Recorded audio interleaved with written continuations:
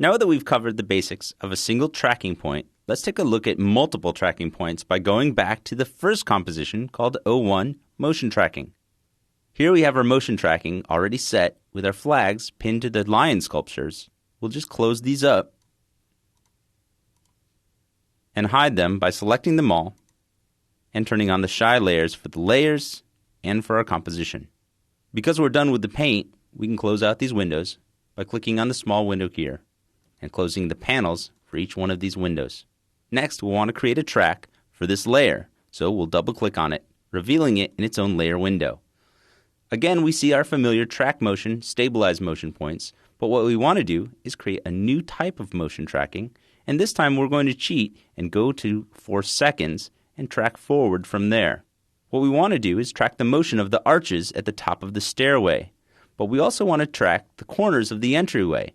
Because there is a perspective here, we could use perspective tracking, but we'll want to use the full range of 4 trackers and control those trackers individually. So again, we'll track motion by clicking on the button for tracking motion. And this time, rather than using the track type for transformation, we'll select the second corner pin called perspective corner pin. Now here's the difference between the two. By clicking on perspective corner pin, we're able to control 4 tracking points which all have a relationship to each other as indicated by this small line in between each tracking point.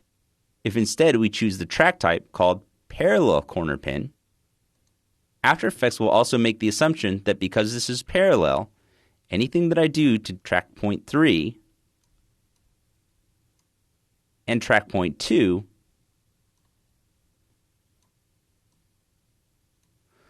will then dictate where track point 4 will live. Instead of having After Effects interpolate this point for us, we want to describe exactly where the position will be. So we'll select that tracker by navigating up to the flyout window. Remember, we can reveal this current track in our timeline. Here we can see the multiple trackers that we have now inside of our layer. We can select tracker 1 and delete it. Again, we'll go up to track motion, click on track motion and select a track type of our perspective corner pin and allow us to control the 4 track points. To start with, I'll increase the feature size for each one of these. And by clicking and dragging it out to the size of my search area, the feature size will actually push the search area larger. Next, I can move each one of these track points to its search area down inside the middle column.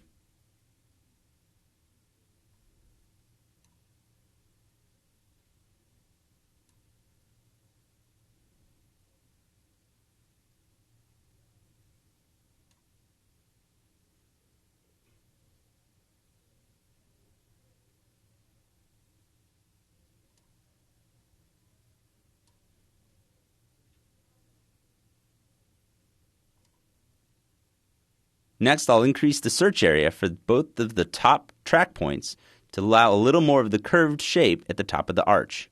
Once I'm satisfied with it, I'll make sure that my timeline is parked at 4 seconds or thereabout. Then I'll use the Analyze Forward button to track this forward. Remember that our tracking options are still set to stop if the confidence falls below 80%. Let's take a look at some of the other features inside of the options. First, we have the channel. Pixels in After Effects are made up of red, green, and blue, but those pixels produce a luminance. We can either track by the red, green, and blue color, or we can track by the luminance or the saturation of color. Usually, luminance will provide a good contrast and deliver the most accurate track. Additionally, we may need to either blur or enhance the pixels before we start to track. Here we can apply that process by turning on the checkbox for either blurring or enhancing. Blurring will smear the pixels in our source layer without actually blurring them in the result. Enhancing them, on the other hand, will sharpen those pixels and may deliver a more accurate track. Some other options here are the ability to track fields or adapt the feature on every frame. Subpixel positioning is automatically turned on, and this will deliver a much more accurate track. Remember, all of this tracking is done with the tracker that comes with After Effects. Adobe also allows you to use third-party software as long as After Effects will recognize it. Once you've selected it, go ahead and press OK. Next, we'll use the Analyze Forward to analyze the front of the building and create a track as it moves along from 4 seconds to the end of our clip. Once the track is done, you'll notice that we've actually created 4 new tracking points. All of those tracking points, now in a set called Tracker 1, can be seen by twirling down the arrow next to the word Tracker 1. All of these track points can be renamed to describe their position inside of our corner pin. To rename the tracker itself, we know that we can name it up in the options of our tracker controls, but we can also rename it here. So, clicking Return on the keyboard, I can call this corner pin. Next, I'll rename each one of these to describe the point's location. Upper left, upper right, lower left, and lower right. This gives me a more accurate description of where these corner pins should be. Now, while this example of this building may not show it, there are instances where your upper left and lower right, upper right and lower left may switch and flip over as the track continues. And it's important to know where those tracking points are, even if they're upside down and backwards.